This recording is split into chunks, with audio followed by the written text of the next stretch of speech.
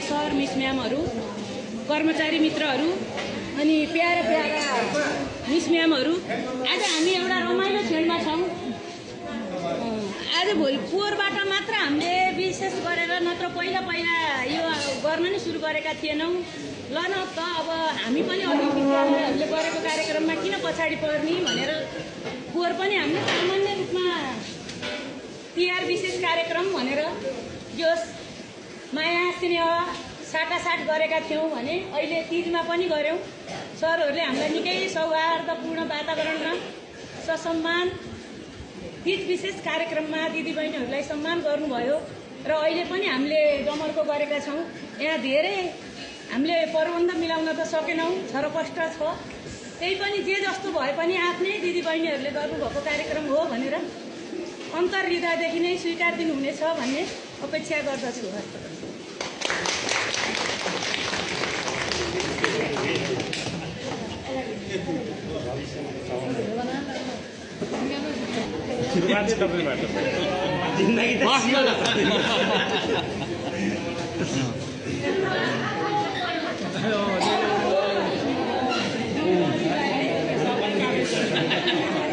सुरुवात कन्या केटुबाट कन्या धेरै नै होला नि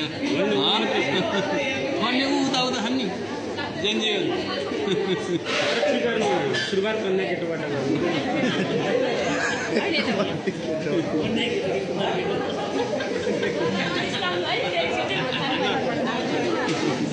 थ्याङ्क यू म्याम अरू सबैजनामा अन्तर हृदयमै राखियो यो खाइहाल्नु नि पर्छ होला है एउटा थोडा नि केराको पातको 7वटा टिकाको मात्रै गयो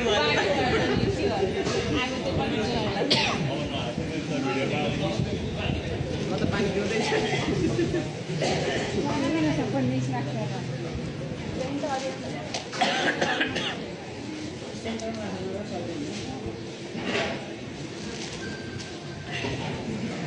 मेरो किटुमा आइगयो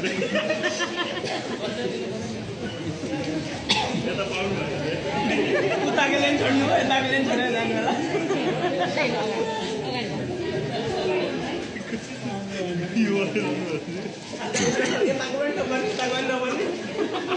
बिचमा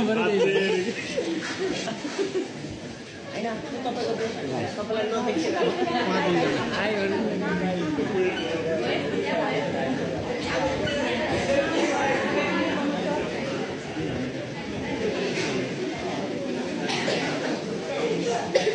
पूर्णमा नमस्कार। आदरणीय सर मिस म्याडमहरू, अब हामीले गत वर्ष अघि म्याडमले भनिसक्नुभयो, गत वर्ष सुरुवात गऱ्यौँ र सुरुवात गरेकै वर्ष मैले प्रस्ताव राखेँ, सहस्र रूपमा स्वीकार गर्नुभयो र तपाईँहरूले नै सुरुवात गर्नुभयो। यसको लागि विशेष धन्यवाद। हामी सबै मेल टिचरहरू, मेल साथीहरू, कर्मचारीहरूको तर्फबाट म सबै फिमेल स्टाफहरू सबैलाई धन्यवाद दिन चाहन्छु।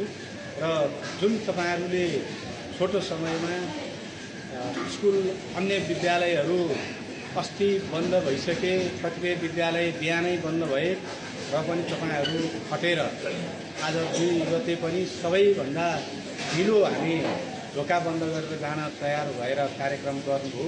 त्यसको लागि म हृदयदेखि मिस म्याडमहरूलाई विशेष धन्यवाद दिन चाहन्छु विद्यालयको तर्फबाट र मेरो व्यक्तिगत तर्फबाट र आउँदा दिनहरूमा सबै यो हाम्रो चाहिँ माया ममता प्रगाढ अझ गाढा बन्दै जाओस् र हामी भोलि छुटेर जाँदा पनि त्यो दिन सम्झनाको रूपमा रहिरहोस् र कसैले पनि कुनै पनि कार्यक्रम गर्दा कहीँ त्रुटि हुनसक्छ तीज विशेषमा म भइन र मेरो तर्फबाट पनि केही गल्ती भयो होला हाम्रो तर्फबाट मेल साथीहरूको तर्फबाट केही गल्ती भयो होला त्यसको लागि क्षमा दिनुहुनेछ र आगामी दिनमा अझ हामी सौहार्दताका साथ यस्ता कार्यक्रम सञ्चालन गर्ने बाचा गर्दै सबैलाई धन्यवाद दिन चाहन्छु।